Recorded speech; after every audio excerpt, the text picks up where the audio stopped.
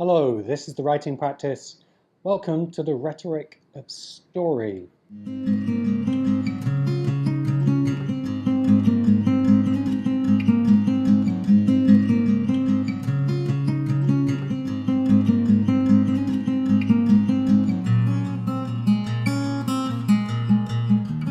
Before you go away telling yourself that this sounds like a really complicated course, I'm here to tell you that actually it's very, very simple. My name's Damien Walter. I'm your teacher for the Rhetoric of Story. When we were designing this course, we had a subtitle for it, and that subtitle was, "It's about the story, stupid." Not that I'm calling you stupid, or anybody, but as writers, sometimes we are. Sometimes we lose sight of what it is we're trying to do. There are so many details involved when you're writing a book and you're trying to craft the perfect sentence, or making a film and every shot needs to be exactly correct, or putting on a stage play and the lights have to be amazing in order to create the illusion of a world on the stage. And it's very easy to lose sight of the fact that all of these things, while very important, are all serving a much more fundamental purpose, and that's telling a story. It's about the story. When the audience come into the theatre or the cinema, or the reader picks up a big fat best-selling novel, it's the story that they're there for, and it's the story that they keep coming back for. And what we're really doing as writers is creating and crafting stories. That's our job. The aim of the Rhetoric of Story course, and we will come back to this term, the Rhetoric of Story, a little later in this introductory lecture. The aim of the course is to give you a really simple, straightforward introduction to the fundamentals of storytelling. This will apply if you're a brand new writer and you want to tell compelling stories. You might be a more advanced author. You might have many books in the world and want to review some of these issues, see them from a slightly different perspective, because to master storytelling, we have to keep coming back to these fundamentals. If you're a creative professional and you want to use storytelling within your industry, you'll find that this is also a really good course for you. And one of the key things I've learned on my journey to understand storytelling much better is that when we struggle with storytelling, whether it's myself, whether it's writers I've helped to edit, whether it's writers I've read in the slush pile, when we struggle with storytelling, it's because we have forgotten or we lack an understanding of the basic fundamentals of how storytelling works. And even though we live in a world where we're surrounded by stories, and there's thousands of years of histories of storytelling, which we're going to take a quick look at, those basic fundamentals have remained unchanged. They're the rhetoric of storytelling, and they're what we're looking at on this course. Let me pose you a question. What is a story? It sounds simple, but when you start to think about it, take a moment, think it through, it's actually more complicated than it sounds. I pose this question to hundreds of different groups of people, to many of my friends online and in person, and I get radically different answers. I have no doubt you can pose your own answer to me whilst we're talking.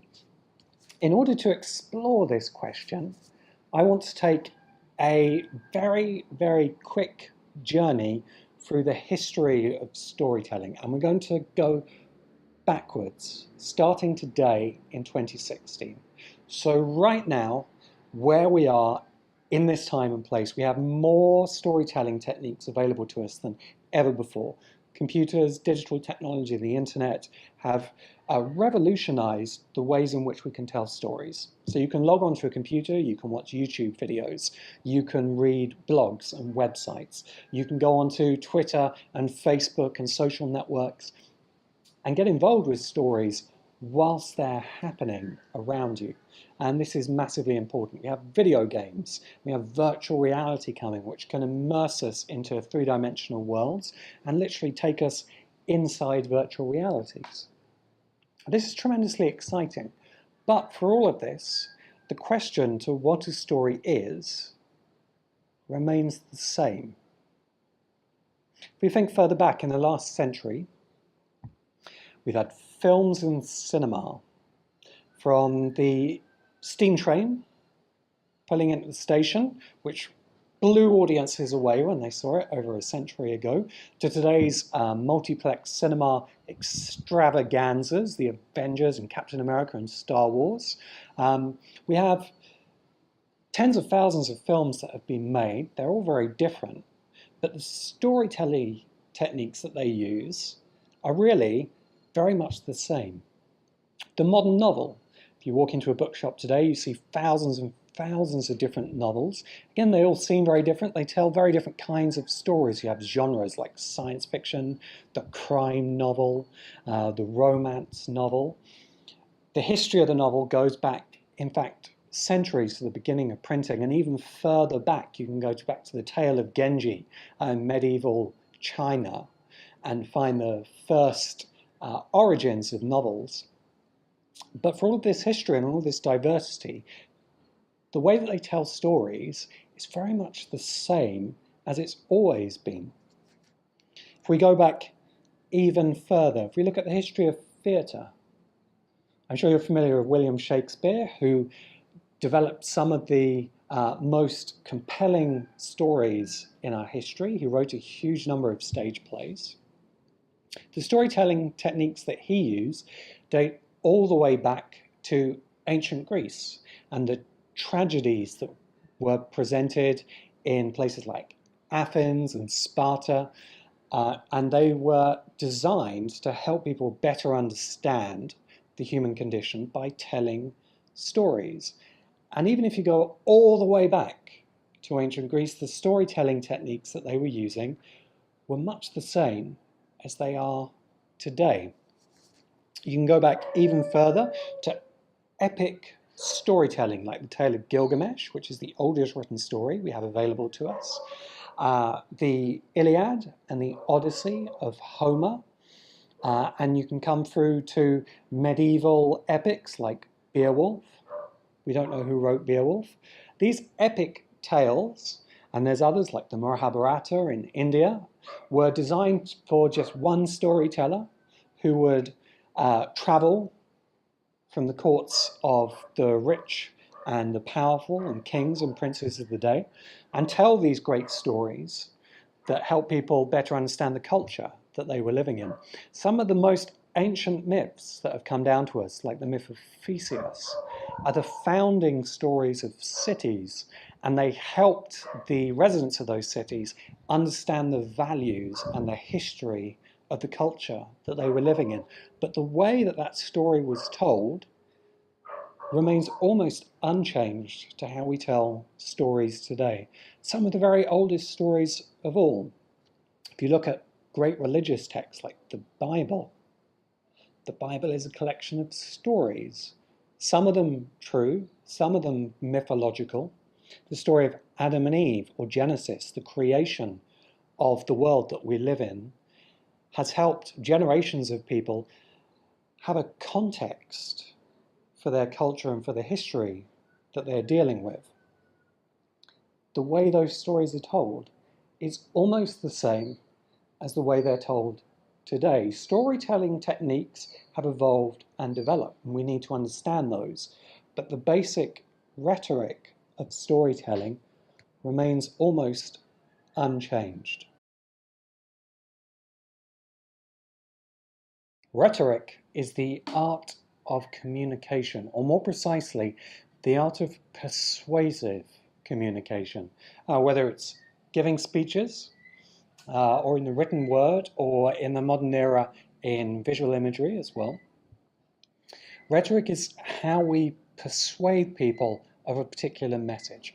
The term comes to us from classical Greece, where rhetoric was one of the arts that all young men and noble-born young men within Greek society were expected to be able to practice because as part of their lives they would be often standing up in front of others, giving speeches and having to act persuasively to exercise power and control within Greek society. They were taught the art of rhetoric by the philosophers of the day whose names have come down to us, the most famous of which is Aristotle, who was a student of the also very famous philosopher Plato. And these philosophers defined the basis of Western philosophy. And among the teachings that came down to us from them were records of the art of rhetoric as it was practiced in classical Greece and then in Rome as well, which is how it came into the Western world. Aristotle documented a very specific rhetorical structure, which he divided into three parts, which were ethos, pathos, and logos. Ethos meant roughly experience. A public speaker, a military general, a politician, a young man would stand up in front of an audience and he would outline subtly his experiences that meant he was qualified on the topic at hand. So, for instance, if the city of Athens was considering war with its next door neighbour, the speaker would talk about the previous wars that he fought in and the great acts that he had made during those conflicts. Following up on the ethos, he would then introduce pathos. So he would talk about an emotional experience that would incite a similar emotion in the audience. So he would talk possibly about how war could be both heroic and terrible, and how it would allow men to achieve their highest potential, but also demand they live with losses, and particularly the loss of a loved one. And this would incite similar emotions in the audience. And then finally, he would turn to logos, and he'd introduce the word that we have taken from logos into modern English, which is logic. And he'd talk about the logical reasons, perhaps, for him to lead an army to war. And these three elements of the argument, of the rhetorical argument that he's presenting to the audience, ethos, pathos, and logos, work very powerfully. And they do that because they mirror how we as humans assess the authority of somebody who's speaking to us. We look primarily at their experience, but then we turn powerfully to emotion and the emotions that they evoke within us. And if we're moved by those emotions, it almost doesn't matter what the logic of the situation is. And you see this particularly in American politics today with a presidential candidate like Donald Trump. Hopefully you're watching this at a point where he lost that election, because I'm recording it just before, so we will see. That people don't make decisions based on logic, they make decisions based primarily on emotions, and those can be very easily invoked by a speaker who understands the rhetoric of ethos, pathos, and logos. How does this relate to story? Well, story is simply another rhetorical structure. Like ethos, pathos, and logos, it has certain parts. Story is, however, even more powerful than those ideas that Aristotle brought down to us. Story does something really profoundly powerful and interesting. The rhetoric of story mirrors how we see the world. And it mirrors how our mind and our brain construct a model of the world, which then become our reality. At the center of that model is us, ourself. Surrounding us are people and relationships that we have. We have a central goal that we're trying to achieve, which is the heart of our personal story. In the way of achieving that goal are certain forces, blocks, challenges of antagonism that get in our way. And this continues. And this is where the 7 basic foundational elements of the rhetoric of story come from. They're the 7 ways that our mind models the world around us and forms our reality. When we go into a cinema, watch those flickering images on the screen, when we go into a theatre and the lights dim down, when we pick up a novel and we open the pages and we look at those squiggles on the page, they become a story in our imagination. If the storyteller is doing their job properly, if they understand the 7 basic principles of the rhetoric of storytelling, then that story becomes the story in our own imagination. It becomes our reality. And this makes story incredibly compelling and incredibly persuasive, because for the time that we're in the story, the messages that it carries, the experiences that it's telling us about, become our reality. The focus of the Rhetoric of Storytelling course then is to give you a well-rounded, solid grasp of the 7 basic principles of the rhetoric of story.